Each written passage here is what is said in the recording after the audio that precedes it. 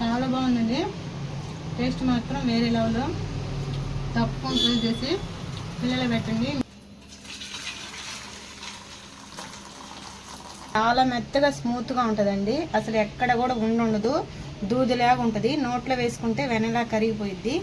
Hello అండి, welcome to my channel. అందరూ ఎలా ఉన్నారు? బాగున్నారా? మీరందరూ బాగుండాలని మనస్ఫూర్తిగా ఆ భగవంతుని కోరుకుంటున్నాను. ఈరోజైతే నేను స్వీట్ చేయబోతున్నాను. స్వీట్ అనగానే ఏదో పెద్ద ప్రాసెస్ కాదు, చాలా తక్కువ ప్రాసెస్, చాలా ఈజీగా చేసుకోవచ్చు. దీని పేరు ఉక్కిరండి. ఎప్పుడైనా మనకి దేవుడి ప్రసాదం కానీ ఏదైనా పిల్లలు తినాలన్నప్పుడు తప్పకుండా ట్రై చేయొచ్చు. చాలా సింపుల్గా అయిపోయింది. ఏమేమి పదార్థాలు కావాలో చూసేద్దారండి. మనకు కావాల్సిన పదార్థాలు రెండే అండి. బెల్లము, బియ్యం పిండి, ఇది నానబెట్టి ఆడిచ్చిన బియ్యం పిండి.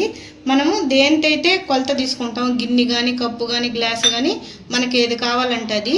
నేనైతే ఒక కప్పు తీసుకున్నాను, కప్పు నిండా బెల్లం తీసుకున్నాను. ఈ కప్పుతో 2 కప్పులు బియ్యం పిండి తీసుకుంటాను. ఇదిగోండి బెల్లం వేసేస్తున్నాను. స్టవ్ ఆన్ చేసి గిన్నె పెట్టుకున్నాను. ఇప్పుడు వాటరు కప్పు నిండా వేసుకున్నాను. మనం ఏ కప్పుతో అయితే బెల్లం తీసుకుంటామో ఆ కప్పు నిండా వాటర్ వేసుకోవాలి. బెల్లం అంతా బాగా కరిగించేసుకోవాలి. ఫస్ట్ బెల్లం అంతా బాగా కరిగి పాకం రావాలి. మన బెల్లం అంతా బాగా కరిగిపోయిందండి. ఇప్పుడు దీన్ని వడకట్టుకుందాం. దీంట్లో కొంచెం ఇసుక అలా ఉంటుంది కదా, ఇప్పుడైతే వడకట్టేసి మళ్ళీ పెట్టుకుందాం.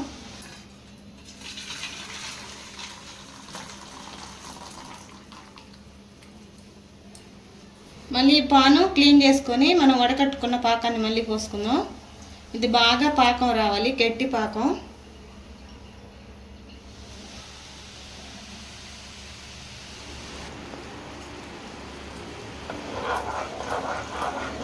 మన పాకం అయితే దగ్గరికి పడిపో వచ్చింది.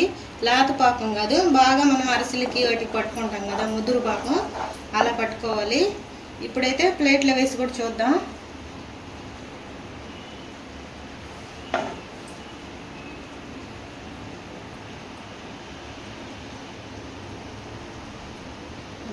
ఇప్పుడు కొంచెం లాభాకం వచ్చింది, కొంచెం గట్టి పాకం రావాలి. అది గట్టిగా రాయిలాగా అవ్వాలి.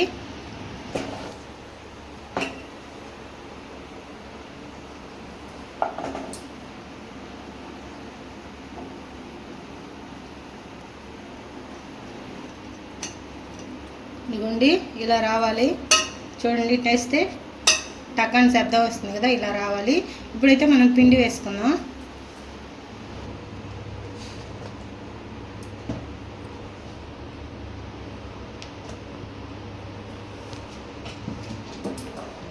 బాగా కలిపేద్దాం.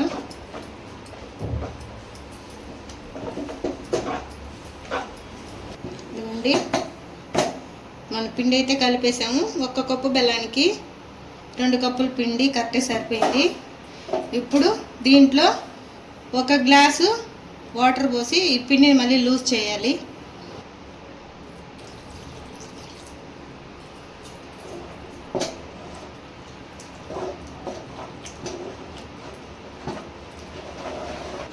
ఈ వాటర్లో అంతా బాగా కలిసేలాగా దీన్ని కలిపేసేయాలి మొత్తాన్ని. నేనైతే మొత్తం కలిపేసానండి. 1 గ్లాసు వాటర్ వేసి మనం పాకం పడిన వెంటనే దించేసుకొని పిండేసి కలిపేసి తర్వాత వాటర్ పోసి కలుపుకోవాలి. ఇప్పుడు మళ్ళీ స్టవ్ ఆన్ చేసి ఒక పాన్ పెట్టాను. దీంట్లో కొంచెం నూనె వేసుకోవాలి. మొత్తం నూనె కాకుండా నెయ్యి అయినా వేసుకోవచ్చు, కాబట్టి కొంచెం నూనె కొంచెం నెయ్యి వేస్తాను నేను. ఇప్పుడైతే పాన్ పెట్టాను స్టవ్ ఆన్ చేసి. 1-2 స్పూన్లు అయితే ఆయిల్ వేసాను, 1-2 స్పూన్లు నెయ్యి వేస్తున్నాను. మీరు మొత్తం కావాలన్నా నెయ్యి వేసేసుకోవచ్చు.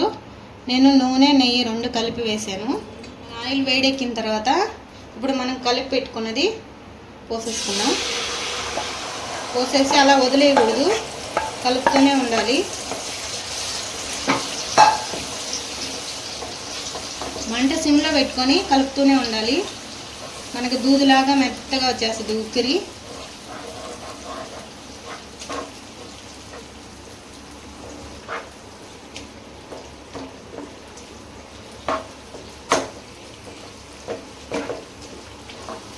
మనం వేసిన నెయ్యి ఆయిల్ మొత్తం పీల్చేసుకొని బాగా దూదిలాగా వచ్చేయాలి. అప్పుడు దాకా మనం కలుపుతూనే ఉండాలి. చాలా స్మూత్గా వస్తుంది, మెత్తగా నోట్లో వేసుకుంటే కరిగిపోద్ది, అంత టేస్ట్ ఉంటుంది ఉక్కిరి. చాలామందికి తెలిసే ఉంటుంది. చూడండి ఎంత బాగా వచ్చేసిందో. పట్టుకొని కూడా చూపిస్తాను మీకు. ఇప్పుడు మనం అలా పట్టుకుంటే మెత్తగా దూదిలాగా వచ్చేస్తుంది. చాలా అంటే చాలా బాగుంటుంది.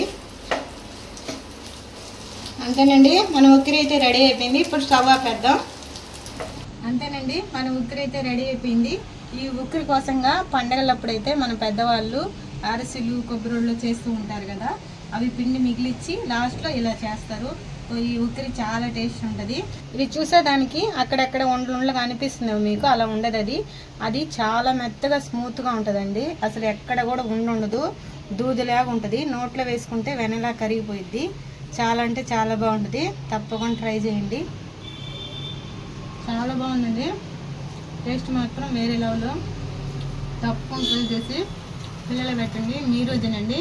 టేస్ట్ ఇది ఇంట్లో చేసి నా కామెంట్ చేయండి. మా ఉక్కిరి వీడియో మీకు నచ్చినట్లయితే లైక్ చేయండి, షేర్ చేయండి, సబ్స్క్రైబ్ చేయండి.